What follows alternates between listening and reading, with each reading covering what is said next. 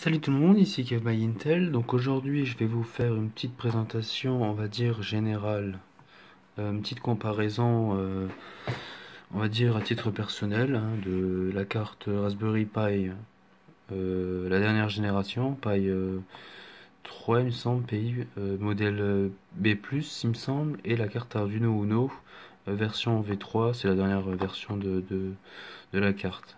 Donc déjà, qu'est-ce qu'on retrouve sur cette carte? Bon, moi il faut savoir que moi je vais pas faire de serveur avec, je vais faire que du temps réel. Ça veut dire que ce que je vais faire, ce que je fais actuellement avec la carte Arduino, on va dire piloter des entrées-sorties, etc., etc. Lire des valeurs de capteurs, de choses comme ça, avec l'Arduino. Je vais le faire aussi avec la Raspberry. Sauf que avec la Raspberry, ce qui va être super sympa, c'est d'avoir une interface graphique, d'avoir quelque chose au final à l'écran. Avec l'Arduino, on peut avoir une petite interface graphique, bien sûr, comment dire, l'IDE de l'Arduino qui permet d'avoir quand vous déclarez, si vous voulez, un port série, serial.begging, quand vous cliquez sur votre droite, il me semble, en haut à droite, vous avez la possibilité de voir, si vous faites des serial.print, vous avez la possibilité de voir, j'allais dire, l'état des capteurs, des choses. Bon, là, on a vraiment une carte, j'allais dire, euh, avec un microprocesseur, j'allais dire, hein, avec un microprocesseur beaucoup plus puissant que ce microcontrôleur AT Mega 328 PU. À savoir que leur architecture est quasiment la même, hein. Faut pas se leurrer. Euh, bon, après on a le processeur qui est là, ici on a les ports des liaisons internet et les liaisons USB, et à l'arrière on retrouve la mémoire vive, hein. Sauf que dans le microcontrôleur, tout ça c'est déjà tout, et tout est déjà pris en compte. Mais bon, bref. La seule différence de ces deux engins, c'est que l'Arduino Uno possède des entrées-sorties, soit, possède aussi des entrées analogiques de 10 bits, hein, de A0 à A5, qui peuvent lire j'allais dire, des mots compris entre 0 et 1024, et des ports PWM qui peuvent aussi, j'allais dire, modulation, modulation de largeur de pulsion, qui peuvent lire ou écrire des mots de 8 bits. Donc ça veut dire des mots compris entre 0 et 255. Ou alors vous avez le restant vous pouvez utiliser du pin 0 au pin 13, j'allais dire, du tout ou rien, du 0, du 0 ou 5 volts, voilà. Alors que sur cette carte-là, on a que des entrées-sorties, hein. On a que des entrées-sorties, euh, et c'est tout. On n'a pas, d'a priori, d'après ce que j'ai vu, d'après ce que j'ai pu tester, on n'a pas de port PWM, si vous voulez, de power modulation, enfin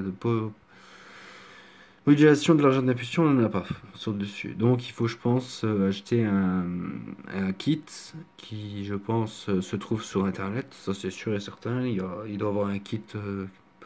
D'ailleurs, j'en ai vu un, je crois que il se branche directement comme ça. Et il va jusque 24 bits. Donc imaginez-vous j'allais dire la précision des valeurs qu'on pourrait avoir avec un Raspberry Pi. Bien sûr, les deux peuvent être utilisés pour faire de la robotique.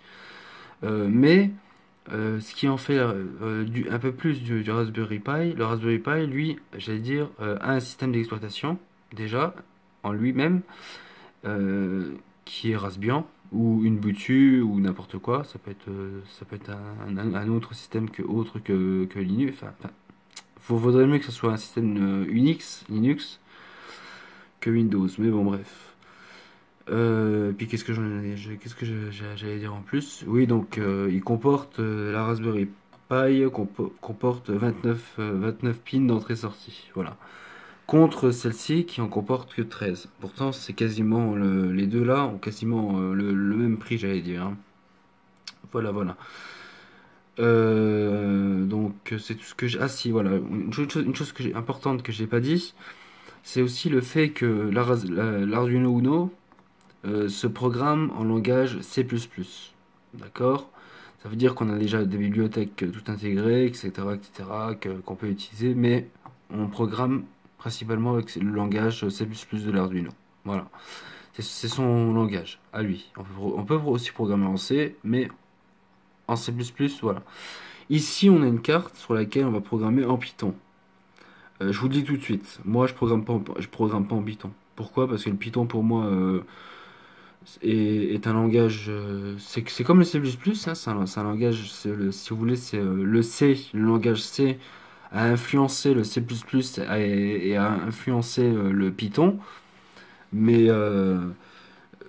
j'allais dire le Python, je vais pas l'utiliser parce que c'est un langage de programmation que j'ai pas envie d'apprendre et puis voilà, je préfère rester dans un langage de très bas niveau comme par exemple le C. Parce qu'il est tout à fait possible de programmer, ça je le montrerai dans une autre vidéo, dans un autre tutoriel, de programmer en C finalement les entrées-sorties. Voilà.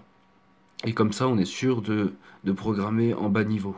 Déjà voilà, on peut faire de l'adressage, on peut voilà. Alors qu'en Python je pense pas qu'on puisse le faire vu que c'est un langage quand même de haut niveau, j'allais dire, hein, par rapport. Je vais quand même me renseigner là-dessus pour pas vous raconter de bêtises. Et donc c'est bien ce qui me semblait, c'est que le C, enfin le langage C a influencé, on va dire, le Python, voilà. Et a influencé également le C++, hein, et d'autres langages, hein. Et voilà.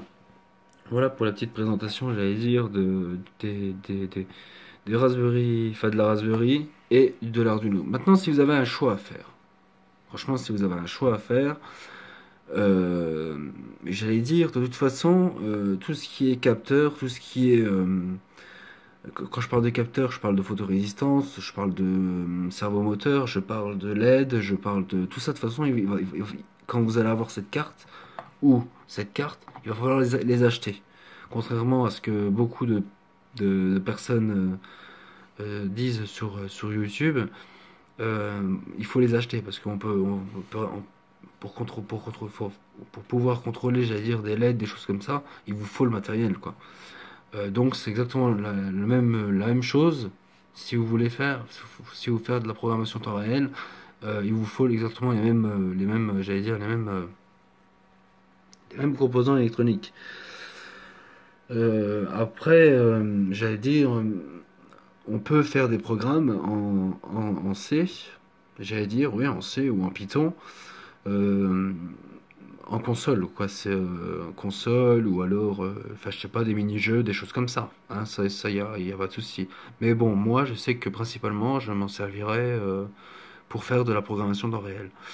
Et ce que je conseille aux personnes, ce que je conseillerais aux personnes, c'est alors soit vous voulez comprendre l'architecture complète d'un fonctionnement d'un microprocesseur et d'un microcontrôleur, excusez-moi, et là, je pense que il est préférable de se pencher là-dessus pour comprendre son architecture complète, hein, comprendre l'architecture complète d'un microprocesseur et d'un microcontrôleur, que tout le monde, enfin, je veux dire que la plupart du monde euh, ne font pas la différence entre un microcontrôleur et un microprocesseur, alors qu'un si vous voulez, un microcontrôleur, c'est un ordinateur, c'est un mini ordinateur, et le microprocesseur, il est incorporé, et le microprocesseur, par exemple, eh ben, c'est celui-ci, vous voyez? Mais ce microprocesseur ARM, il y en a un aussi dedans. Enfin, c'est pas un ARM, c'est un processeur AVR. Mais voilà. Mais là, on n'a pas de. Euh, quoique, il est difficile par exemple, d'avoir cette architecture-là de la comparer l'architecture de ce microprocesseur à cette architecture, je pourrais la comparer à une autre architecture, j'allais dire. Attendez, patientez 2 minutes. Je pourrais tout simplement la comparer exactement. Donc ça c'est la Uno, hein, mais je pourrais aussi la comparer avec ce genre de carte. Donc c'est la carte d'Arduino Duo. C'est une carte Arduino Duo qui elle a exactement le même microprocesseur. C'est exactement, enfin c'est un microprocesseur quasiment le même que celui-ci. Voilà, pour vous dire. Donc celui-ci un peu plus puissant quand même, hein, mais voilà. Mais a priori, je vois pas de, comment dire, je ne vois pas de mémoire, je ne vois pas de, comment dire, de liaison en série, des choses comme ça. Tout est géré dedans, dans le microcontrôleur. Alors que là, on voit bien que l'USB est géré par ce microcontrôleur qui est ici, l'intranet également, et puis la mémoire qui est de ce côté, quoi. Voilà. Bon, je pense que j'ai fait le tour. Donc, si vous avez à choisir entre faire du temps réel, si vous voulez comprendre vraiment une architecture du microprocesseur etc., penchez-vous plutôt vers une carte Arduino. Hein, ce serait beaucoup plus facile.